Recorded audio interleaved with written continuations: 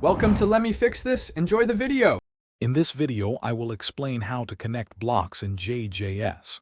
First, open your JJS environment and familiarize yourself with the workspace. You'll see various categories of blocks on the left. To begin, simply click and drag a block from the palette onto your main canvas. This action places the block where you can start building your program. It's the foundational step for any project you create. Connecting blocks in JJS is quite intuitive.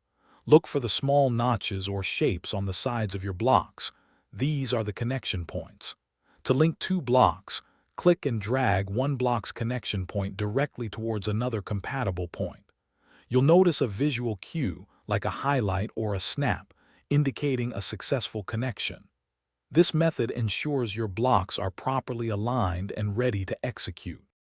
For smooth block connections, always ensure the blocks you're trying to link are compatible. For instance, a number block connects differently than a Boolean block. If you make a mistake, don't worry, the undo button is your friend.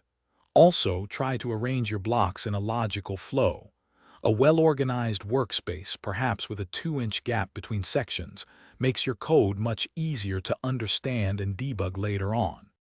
Once your blocks are connected, it's crucial to test your program.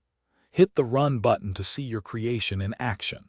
Pay close attention to any error messages or warnings that might appear, as these often indicate a disconnected or improperly linked block.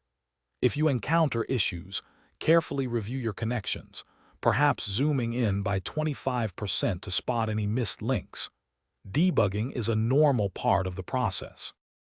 Thanks for watching. If you found this helpful, don't forget to like and subscribe.